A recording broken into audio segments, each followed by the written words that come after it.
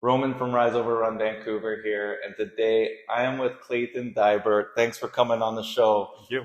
Successful realtor in the Fraser Valley area for over 5 years, had a desire to move to Mexico for a better life, and now full-time realtor in Mexico. I'm excited to bring you his story. Clayton, why don't we dive right into it? Why don't you share with us a little bit more about your background, where you're born and raised, and what you were actually doing before real estate? Cool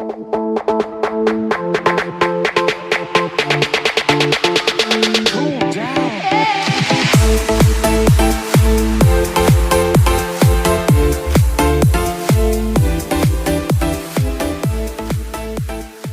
So I've spent my entire life in the Fraser Valley, and right before I got into real estate, I was working the oil field.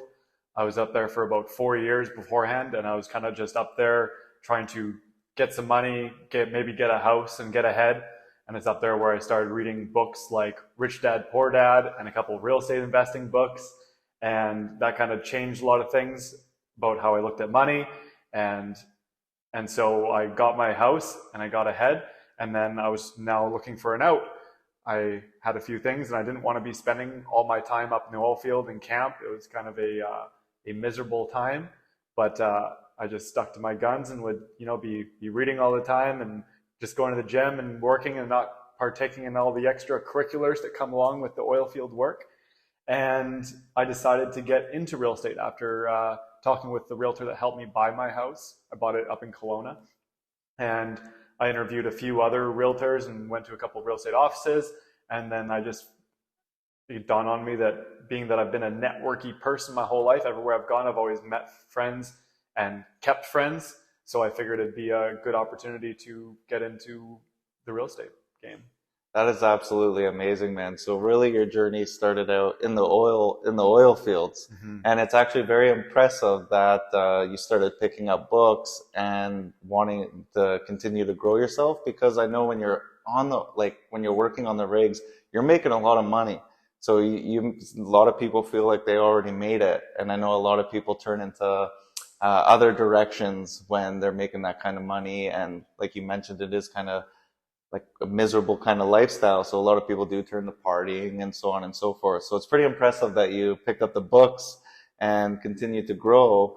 Also, your first place was in Kelowna. So you bought your first place in Kelowna, and that's what inspired your passion for real estate? Yeah, because I was one of the books I started reading after Rich Dad Poor Dad was Real Estate Investing in Canada. Okay. So then I was running numbers on properties, analyzing properties, trying to find what would bring me the best returns. So I ended up buying an older house that had a legal suite downstairs that it cash flowed very nicely. I started out living in the basement suite. Then after I think a year, I ended up moving upstairs, and then that's when I started my real estate career. I started pretty much a year after I bought the house is when I started in real estate. That's amazing, man. So really your first property was in Kelowna. Such a beautiful place for a first property. And then when you started to get into your real estate career, you moved to Fraser Valley. What did that look like? Yeah, I mean, because I'd done all my schooling and everything. I grew up in the Fraser Valley, and I was in sports, and I was one of those people. I didn't really have too many enemies. I had a good standing in the community, and had large circles of friends there. So I figured I'd be better off doing business in a city where I was actually known, rather than being in Kelowna where I had a handful of friends and a couple cousins, and that was pretty much it. So I mean, I did a year in the Okanagan, and then decided I would be better off down in Fraser Valley. So after going through some financial hard times with getting started in real estate, and a string of bad luck happened to me that kind of put me in the debt hole. Ended up selling the house, and basically starting from scratch, moving back to Abbotsford. Wow. And then things grew rather quickly in doing real estate in the Abbotsford market. That's really actually pretty inspiring to hear that you actually had a rough patch when you got into real estate first, and you went on a downhill spiral where you even had to sell your property, which was pretty much your most exciting asset at the time. Yeah. And the fact that you kept going, and when you made that decision to keep going, is when things started growing pretty quickly. So that's pretty impressive. Like what do you think made that switch from, struggling in real estate to that turning point to starting to succeed and seeing the results you wanted? Well, I mean, I think a big part of it is just your mindset and what you believe to be true. I saw an opportunity and saw potential of something that I could do, so I had to do nothing but that. There was no other options. It was I had to go and just keep pushing, keep pushing, keep pushing, keep filling the funnel, keep getting in front of the people that I had to get in front of, and eventually things will stick. And it did, and it ended up going upwards rather quickly. That's amazing, man. And if you want something to happen, your only plan B is actually figuring out other ways to make plan A work. What made you move to Mexico? What inspired that decision? This is where it gets exciting. So a friend of mine and myself were looking at things from a financial and an economic standpoint, and a socio-economic standpoint, and we were seeing all these things like lockdowns and restrictions, and they wanted to bring in all these extra pieces of mandates and regulations, and we kind of came together and said, okay, at what point do we say enough is enough? We know there's other places that we can live where our money will go further, where we'll be treated better. Where else could we be? So we were kind of just keeping our eyes open for other places that we could move to. And then in that time, I ended up getting married. Obviously, that decision was Wow. obviously that played a factor in the decision. It was a quick vetting process of, I'm planning on leaving the country. Are you good to do this? Like, I'm going to leave everything behind, friends, family, everything, and I'm going to move to another country. Are you coming? Yeah, exactly. It's like Bonnie and Clyde. Yeah. So That's awesome. so we were looking at other options, and Mexico was obviously one of the ones that was, because it's easy to access, right? We didn't want to be in the States. We wanted to be somewhere outside of Canada, United States. And so we were looking at Mexico. And then my wife ended up having an opportunity to go to Mexico. She had a class she wanted to take, and it was in Puerto Vallarta. So we said, okay, sweet, let's go to Puerto Vallarta. You take your class. I'll go check things out and see if I can make some connections and, answer some questions we might have about what it would look like to move here. So, and this was in March of 2021. Like right in the midst of the pandemic almost. Wait, was it March 2021? No, March of 2022. Okay. So, So yep. yeah.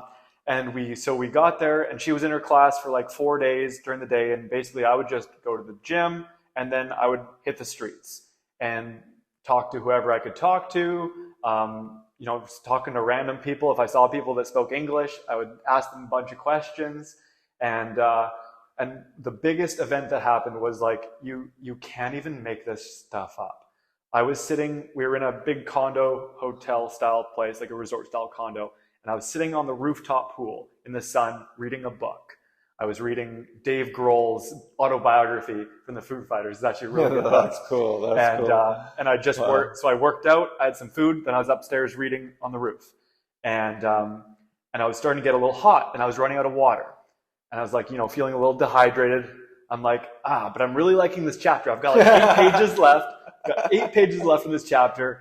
I'm just going to go for a quick dip in the pool. My water bottle was empty. I didn't feel like going all the way back down to refill it. So I'm just going to do that, finish my chapter, and then hit the road. And so I go in the pool, I come back, I'm reading my book. And 8 pages are up. I close the book, put it on the table beside me, and I look to my left. And there's like, the elevator comes out, it's like a little breezeway out to the pool, and it's a beautiful bay, beautiful view of the bay. And there's this guy taking a picture of his kid. His kid's like in a nice button-up shirt and tucked in and hair slicked over. Kid's like 5 or 6 years old. And he's posing in front of the pool, and he's got a little Century 21 badge on his chest. Okay. And so I just put my book and I looked at it, I was like, Century 21, nice.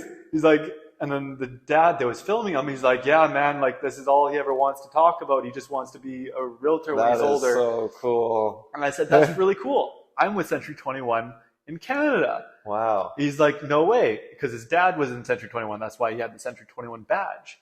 So he's like, yeah, that's really cool. I'm like, yeah, and I'm actually looking at moving here. He's like, dude, you need to come with me.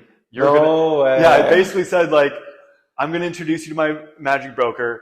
You're gonna make a lot of money. Wow. So I ended up getting his number, and like 2 days later, I went to the office in Puerto Vallarta at the C21 office and met the managing broker, who also was from Vancouver, and so he was the owner of the broker. This And is like, crazy. yeah, everything, like all these answers that I was hoping to get in my head, just like stacked right on my lap, right in front of me, one after another. So it was almost like, I guess you could call it fate, and like it was just like the Yeah. perfect situation for me to go to Mexico.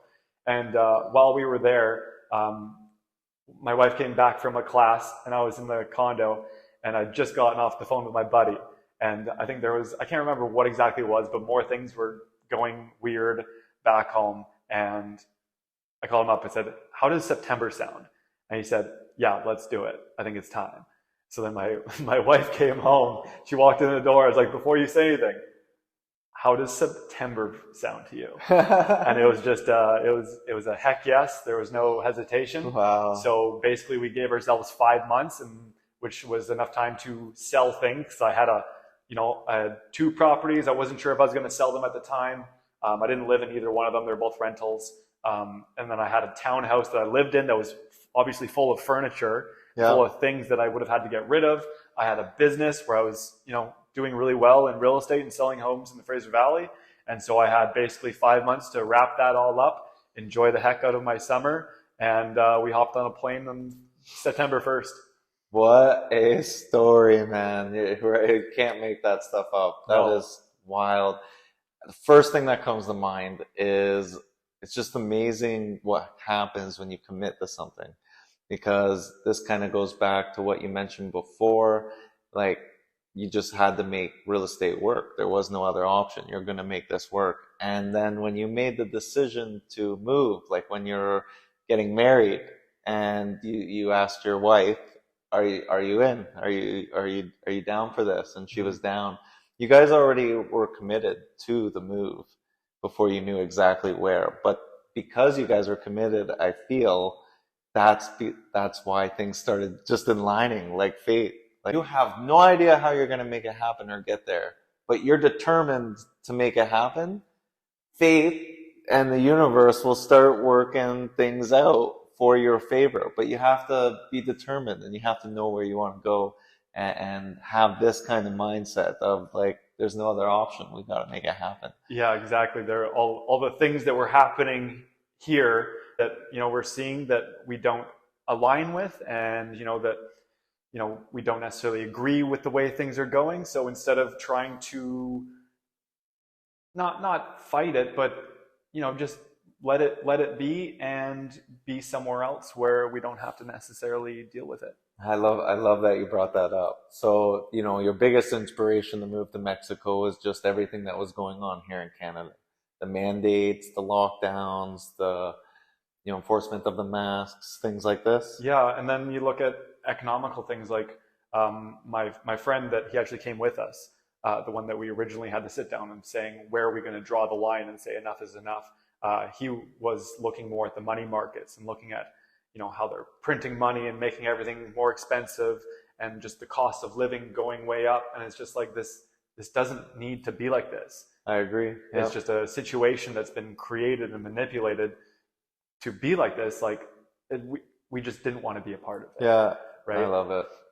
So now all my assets and all my money are now in Mexico.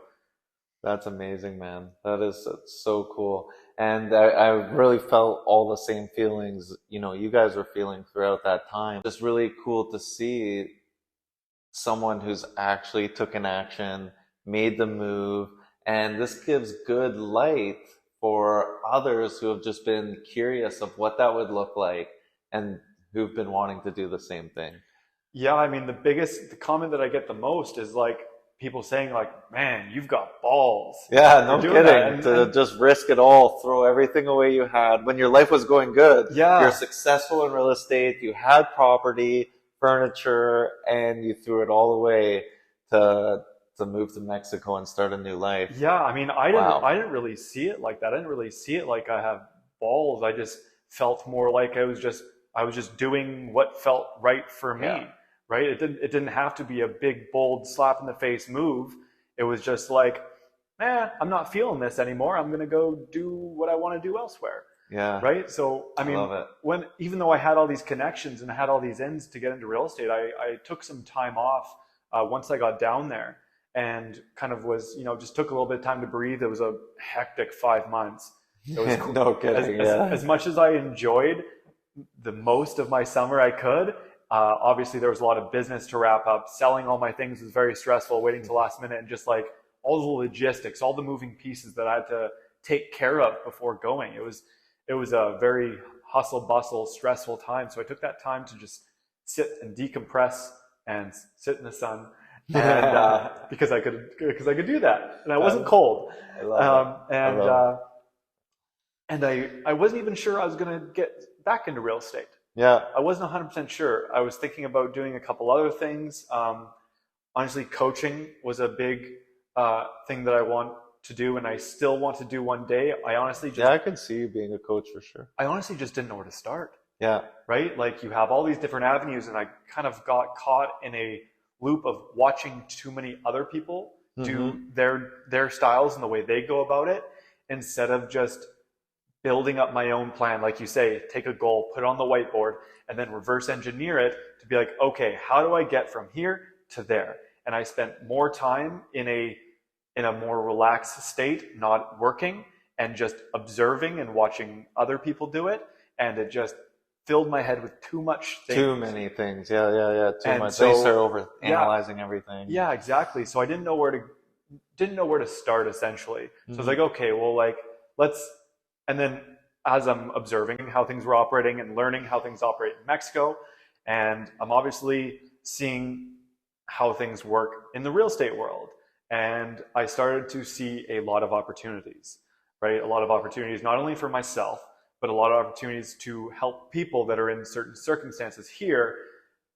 There's basically, like, my motto, my business now is I help investors and critical thinkers boost their cash flow, hedge their money against inflation, all while providing lifestyle options using the vehicle of real estate investing in Puerto Vallarta, right? So,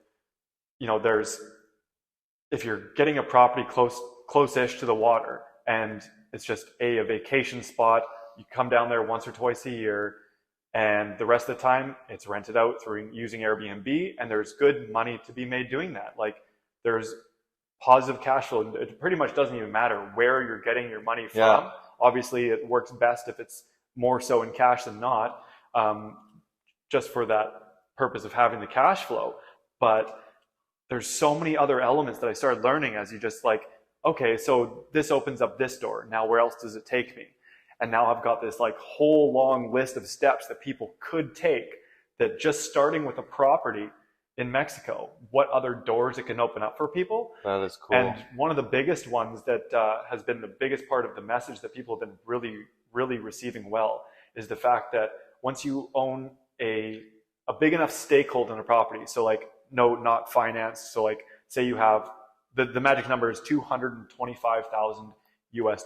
Okay. So if you were to have that stakehold in a property down there, whether you finance the rest or if that's it, doesn't matter. As long as you have equity of that value in a property, you qualify for residency through an investment visa. Oh, and there's other ways to qualify for residency, which aren't overly difficult, but that's just one way of doing it. And once you get that, then you can get your tax number. And once you get your tax number, you get a bank account, right? And now you've got a golden ticket. This is cool. Right? So anytime if things were to, say, revert back to a time 2 years ago where there were lockdowns and mandates and people literally can't go anywhere and you don't want to be a part of it, you've got that golden ticket of residency and you can hop on a plane. Not only do you have a place to live, but you also legally can be there for up to 1 to 4 years on a residency permit. That is so cool, man. So, for anyone who's just tired of the inflation here, and as fall's coming around, if there's any lockdowns and mandates that start coming about, this is a good option. So really, it's actually super cool how you mentioned start with a vacation property, because you start with a vacation property, you go there twice a year, but it's actually an asset because you rent it out as Airbnb or so on and so forth, Yeah. and you're actually gaining revenue from it. So it's actually one, you're gaining revenue, so you invest that money back into the property. The quicker you'll get to that 250,000 to start becoming a resident, correct? Yeah. And yeah, so that's a doable plan almost for everyone.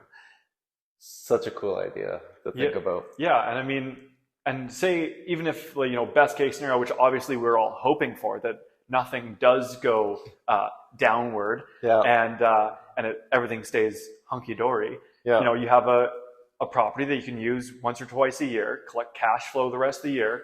And then what kind of doors does that open up? Like, okay, now I've got extra cash flow and maybe I can afford to be in the sun a little bit more out of the year, right? Maybe I can afford to be there a month or yeah, maybe 2 months because I've got the extra cash flow. I've got an account in Mexico where that cash flow is sitting. It's lower cost of living, so I can afford to be away and I don't have to worry about spending $800 a month on groceries. yeah. No kidding, right? And Wow. and so it just opens doors to be able to live a different lifestyle that people may not even know is possible, Yeah, right? And that's really what I want to get out to people, is that just starting with one step on how much you can actually change the way you live your life, that, like I said, a lot of people may not even realize is accessible. exactly. And that's what the powerful thing about this exact conversation or this exact interview is, that there's so many people feeling the way you did, like stuck here in Canada. Canada's not exactly the place we grew up in, Mm-hmm. and we're almost wanting out because we are losing hope for the future of Canada. And this brings light to the whole situation and the fact that you've already done it and it's successfully working for you and you have a career there, and you're only going up and on. So it's just a really good example for others that it is possible. Mm-hmm. And you just, it doesn't need to seem like an overwhelming step. You start step by step, and just need to talk with someone such as Clayton to help you kind of see what that first step looks like. But it's totally possible, Mm-hmm. and it's almost a lot more realistic than looking to buy a home here in Canada, to be honest. Yeah, So that's why I'm trying to get in front of as many people as possible, because I mean there's such a broad band of people that it could be speaking to and being able to help. yeah, Right from the person that doesn't have much but just wants to, especially if they have online work or if they have a business or if they can work remotely, like your cost of living down there is a fraction. And yeah, and there is something to be said for having fresh food that's locally grown and having the sun on your skin every day. It's You feel amazing. Like none of my friends get sick. yeah. Like we don't get sick while we're down there. That's really awesome to hear, because a lot of people are wondering, like, what's the economy like? What's the cost of living like? What's the food like? Because you're like, oh, a lot of times when I hear friends that go to Mexico, every time they come back with food poisoning or something. But that's because it's coming from the food from the resort, not the locals in the city. And it's Mm-hmm. just really amazing to hear that you're eating fresh food, local farm meat and fresh fruits and things like this. And like you said, nobody gets sick. Yeah. Because that's one thing for me, is like when you go to the grocery store, you don't even know what you're getting and where it's coming from nowadays. Or So how long has it took from being either a plant attached to a stem or a living, breathing animal, all the way to, like, how long was the process to be able to be in the grocery store for you to buy it? and in your fridge, right? So Yeah. yeah, that's a huge selling point for myself. Just sounds awesome. So what's the economy like? Like, if it for now, I know you're in real estate, so you can of course transfer that career over. Actually, you brought up a good point. There's a lot of people who are working from home, working remote jobs. It doesn't matter where you are as long as you're getting the work done. So it could Mm-hmm. be a great opportunity for you.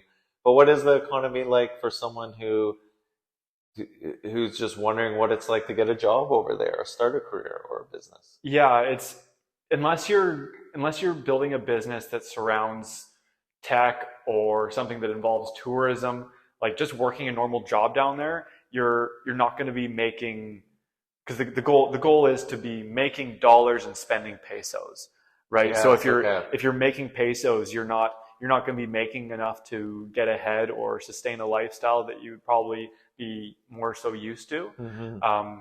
So it's not easy in a sense of if you're just working like a construction job, right? Because then if you're going to go down there for construction, like You're not you're getting paid. no, you're not getting paid this anywhere close to the same wage you'd be getting here. Yes, I know things are cheaper, but still, like, it's just not comparable. So it would have to be, like I say, you want to be making dollars and then spending pesos. That makes perfect sense and answers the question perfectly, because that's why a lot of people still want to move from Mexico to Canada. You're like, well, if moving to this place is so awesome, well, then why is everyone trying to move here? Well, it's you explained it very well. It is the work itself. Mm-hmm. If you're making money in pesos, it's not that good. The trick is to be making American dollars. So work a remote job, have a remote business, and you'll be able to transfer it over to wherever you move, really. Yeah, because I've met a lot of people here that are from different parts of Mexico. Like I was rollerblading along the seawall just a couple days ago, and there were five guys setting up right between Science World and BC Place to play beach volleyball. Yeah, yeah. And so I thought five. It's like, well, that's not a very good number to play volleyball with. You need a six. Yeah, so I asked them, "Do you need a six?" Cool. And I That's cool. threw off my rollerblades and went and played with them. And they were all friends. They were all from Guadalajara, which is the same state in Mexico as Puerto Vallarta. Yeah, It's the capital city, and they're all working there. And I didn't that get is to. cool, man. I got to practice my Spanish for pretty much the first time since I've been back in Canada for the summertime. But I didn't really get a chance to ask them. But a lot of other people that I've talked to in Mexico, they say like, "Oh yeah, like Uber drivers or people you meet randomly, like they say, yeah, I went to Canada and worked for a while, and then realized that I wasn't getting ahead, and life is better here." Yeah, Because wow. I think the dream that is being sold to people in other countries, which is actively being campaigned, like we don't notice it here because obviously they're not campaigning to their own country, but they're putting on campaigns incentivizing people to move to Canada from all over the place. Yeah, definitely. And yeah, just like World War II, pamphlets being handed out, move to Canada, move to Canada. Really, eh? Same idea, but on a digital scale. Yeah. And I don't think people understand, yes, you can make these wages and yes, you can have these things, but then they get here and they're going to realize, okay, well, what percentage of my wage is going to be spent on cost of living alone? Yeah. And then finding a place to live. Yeah. So, and now that everyone's moving here and then everyone's trying to find that job, it's getting oversaturated. it is, yeah. It's with the markets here with housing and just the supply issue with rentals, Mm-hmm. and it's breeding problems. I don't know how many of them are going to be staying and how many are going to be leaving. Well, And rent continues to go up almost, all every other month, and all the time. it's wild. A lot of people can't even afford to live here in Canada with the wages that they're making. And what we're mentioning before is like it's really becoming almost unrealistic for millennials or Gen Zs to even think about buying a house here in Canada. So something to even think about is to select a career that you can work, from anywhere in the world and look at making a move like this. Mm-hmm. Yeah, and one of the guys who speaks about it a lot is Jordan Henderson in The Nomad Capitalist. I don't know if you know who that is. I haven't heard of him. Yeah, so basically he has a business where he helps people that are, high income earners move themselves and their businesses to other countries to basically where they're treated best, whether it be taxation wise, where they can hold corporations with less restrictions, less rules, like I said, less taxes, cost of living. And essentially what me and my business partners are trying to do, because right now we're just focusing on Mexico and getting sales, and then we're also building a management company to manage Airbnbs for short-term rentals so that our clients get hopefully the most amount of money for returns. Yeah. And then we would like to be able to build a team out of it, or whether it's a company, real estate company, or a team within a brokerage, but basically build a brand that follows in the same lines as his business, because he shows different countries that are suitable for business owners and for people to take their money and take themselves where they can be treated best. So cool. we want to be multinational. We'd like to have set up shop in maybe a couple different cities in Mexico. Next stop, we're hoping is Colombia, and be Wow. able to have one of the people in my group, I guess you call it. She's from Colombia, so she's got ties there, and they're actually her and her husband, who are my business partners, are actually in Colombia right now, putting in some footwork and seeing what opportunities lie out there. But I might jump on board with this. This sounds very intriguing, man. yeah, and I mean, because we have the plans in place and the guidelines to follow for the people that are like the high level entrepreneurs that want to be really serious about paying little tax, about making their money grow. Like when I was talking about these doors that open with every single step you take, just starting with buying a property, you can get as far as being able to like take your profits. There's investment banking that they're like heavily incentivizing foreign investments, so their returns are mental. So you're able to have these short-term investment vehicles where it's just compounding, and then you want to go even deeper, and then you say, okay, well, how can I create this untouchable wealth? And then you get into, corporations out of different states that are owned by corporations and offshore accounts, which is all legal. And I'm not able to advise on any of that thing, but I have connections with people who do. That's Yeah, what they do. They help people that are millionaires that is cool, man. keep their millions and eventually become billionaires, right? Like generational wealth management on like such a big scale. So there's so many levels to who can be doing this. And I put out a video just like 2 days ago. Actually, it may have even come out today about diversifying your real estate portfolio, just like a fund manager would be managing your investment portfolio. Like if one's not performing so well, like they reallocate where all their funds are to mitigate your losses. The Yeah, same thing, if you own 6 properties in BC and you're watching your values drop, your monthly overhead rise, and people are looking, well, where do these trajectories end? yeah, no And am I kidding. going to have all this? Am I going to have the equity? I mean, I sold both my rental properties in Chelwak because I figured that the money was better spent or better serving me now in Mexico than because I didn't see much of a future for that Hmm. equity because it had gone up and I kind of sold it around the peak, Yeah, and I wasn't sure when I was ever going to see that equity again. And if it continues on the trend that it's on right now, like I don't know. many people are feeling the same way, I can So guarantee. yeah, so if you've got a good performing asset, or at least a couple good performing assets within your real estate portfolio, why not diversify the real estate portfolio and have something in a different economy that's on an upward trajectory instead of a downward trajectory where you can bring your cash flow up and keep your money away from inflation? That's absolutely an amazing point. And I just have to say, everyone, go follow Clayton on Instagram. He has amazing content, very valuable and very informative. Amazing content. Make sure you give him a follow. All of his information will be down in the description, 100%. Don't miss out. Do so right now. My Instagram is at that Mexico Realtor. I've been doing a big push. Just started my journey with dealing with LinkedIn. Okay. I feel like Instagram is a great place. A lot of eyeballs there, but it's so much of the short attention economy, Agree. and Yeah. there's only so much value you can put into a post and so much information you can put into a post there. So I've started writing articles on LinkedIn. So Okay. you can find Sweet. me just at my name, Clayton Diebert. Um, and then I haven't set it up yet, but I'm in the works of getting a website set up that I can Okay. host all my newsletters and all my blogs and all my resources and Great idea. information so that people can, be able to go to that website and be able to have everything they need to start them on their journey and have all the information in front of them. That's perfect. So once you have that website done, let me know. I will. I'll do a separate video on it for you. Make sure everyone gets access to that. Cool. Appreciate So it. I think this is a phenomenal idea. Something I never thought of until I came across Clayton's page, but it's just such an amazing testimony, right?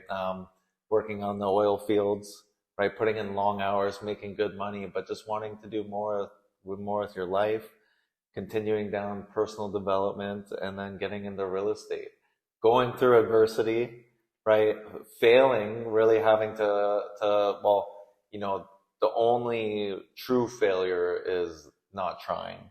So learning experience, but losing a property, and having to start all from scratch to, having a successful 5 years in the market to moving to Mexico. Absolutely an amazing testimony, man.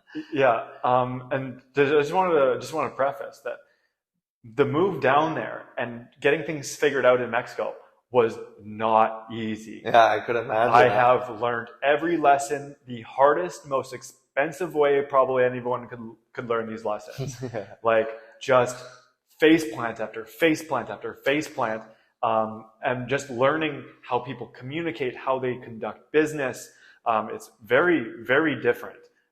Even just like where you want to go to find things. Like we don't have a Canadian Tire. What I would give to have a Canadian Tire. No kidding, eh? That's crazy. I know a lot of people who do move to, say, the Philippines or Mexico and stuff. They still shop from Home Depot and have it shipped out, kind of There thing. actually is a Home Depot. Is there? Yeah, Okay. there's a Home Depot by the airport, and there's a Costco Yeah, that's yeah. within walking distance from where I live.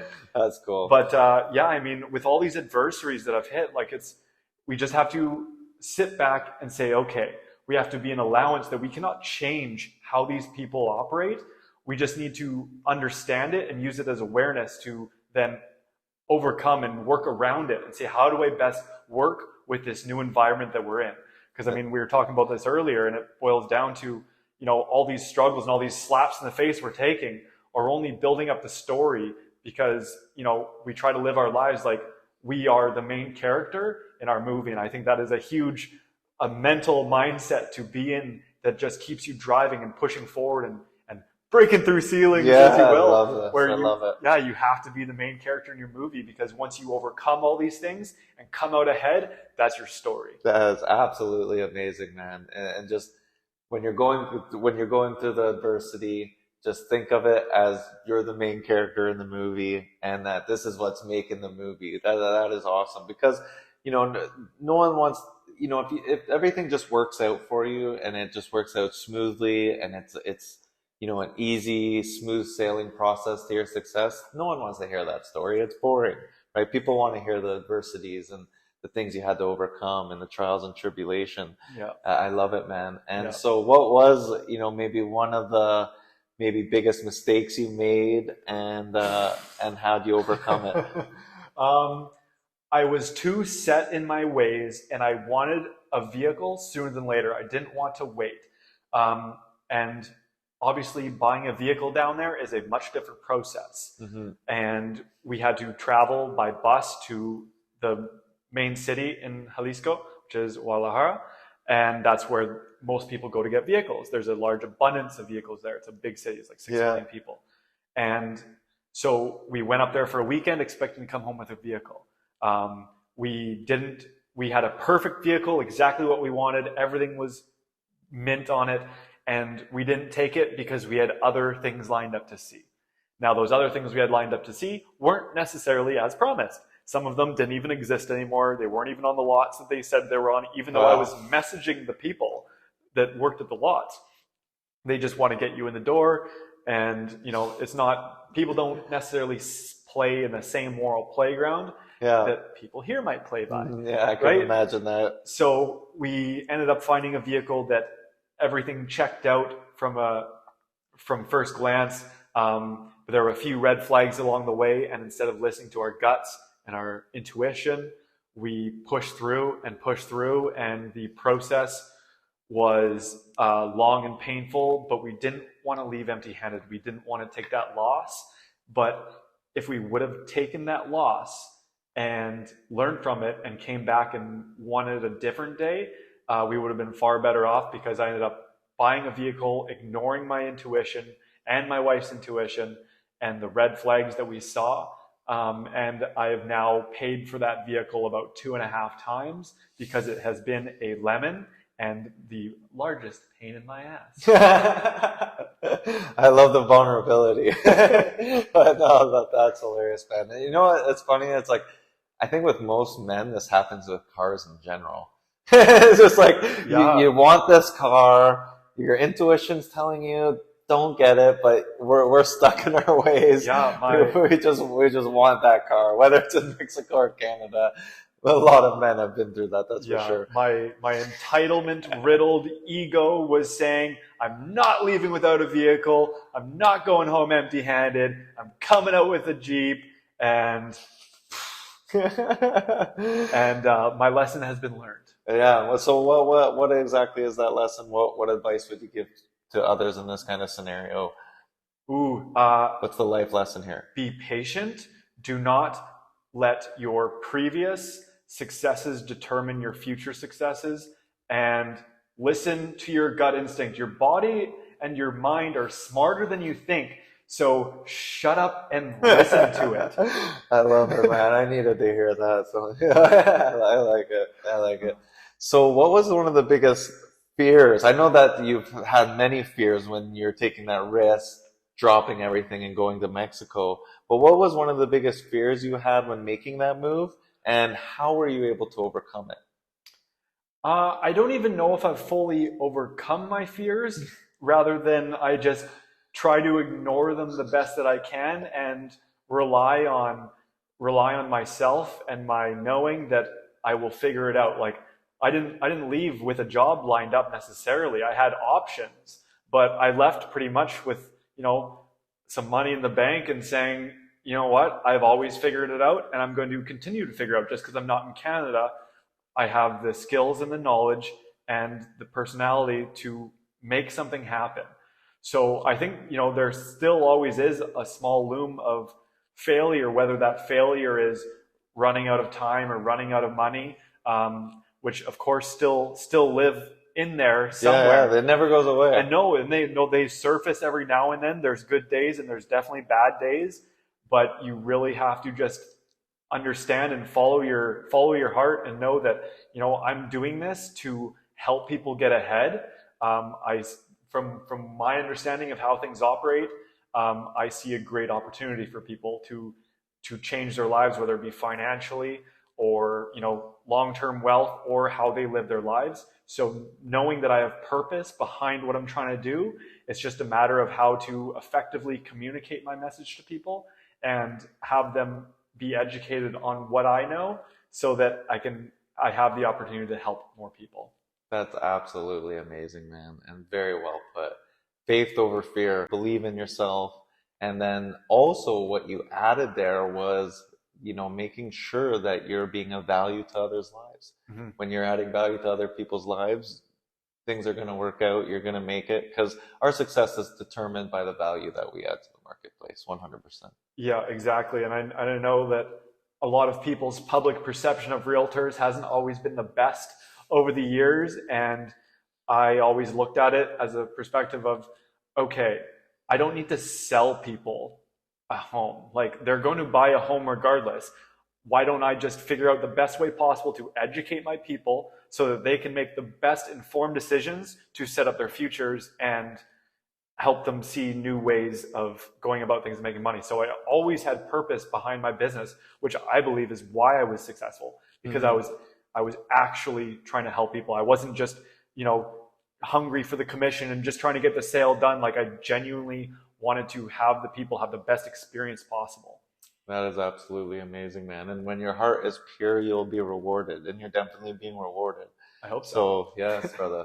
But it's amazing to see. Like when I was gonna ask, what do you believe was the reason for your success in real estate here in the Fraser Valley? Which I'll still allow you to answer, but I believe it's because you had a pure heart, and it was for the exact reasons you just shared. You Mm-hmm. truly wanted to help others rather than just doing it for a paycheck. And I believe that's why you were successful. Yeah, a combination of who you know and I guess what you know, because I had to obviously educate myself to stand out against other people. When you've got, Mhm. a circle of influence around you, you've got five realtors, well, what's going to make them choose you? So I had to do things to stand out and really bring another level of education and give people a better understanding of whether it be the process or ways they can manipulate the financing to be able to build their portfolio, right? Like, it was about giving a little bit more, because if you just blend in as just another realtor, like, you're not really doing any good for everyone else. So basically, yeah, it was providing more value and understanding and knowing within yourself that you're doing good work. This is great stuff. Anybody watching this, I hope you have a pen and pencil out and you're taking notes. This is just an absolutely amazing interview. You have an amazing testimony, and everything you've shared has been very informative and very well put. So thank you. Thank you for sharing everything that you have. So let's dive into some questions about Mexico. Let's have some fun here. Okay. So one, I know when a lot of people think about moving to Mexico and Mexico's economy, they're thinking of the cartels. So I think this is a great topic. So let's talk about the cartels briefly. What's it like? So is it as big as an issue as we may think it is? Do you see this stuff on the day-to-day basis, or is it just propaganda? Yeah, so there's truth in absolutely everything you just said. I literally just posted a video yesterday, which was September 13th, about this. And of course, it's on Instagram, so it's a short video, so I don't really get to fully deep dive into it. But essentially, there's a bunch of parts. Yes, of course, cartel exists in Mexico, right? They're all over. They're in different regions. It's a territory thing, and it's all about making money, right? Now, then there's the flip side. What is a cartel? A cartel is a group of people that monopolize a industry or monopolize a sector, and they don't let anyone else play within those, so they control the product, they control the supply, and they control the price. Mm-hmm. So it's kind of like ICBC. Yes, amongst many other organizations that exist here in Canada. Right? So, and then if other people do want to play in that ball game, they have to just pay the fee, pay the piper. Now, in Puerto Vallarta, that is a bit of a different story.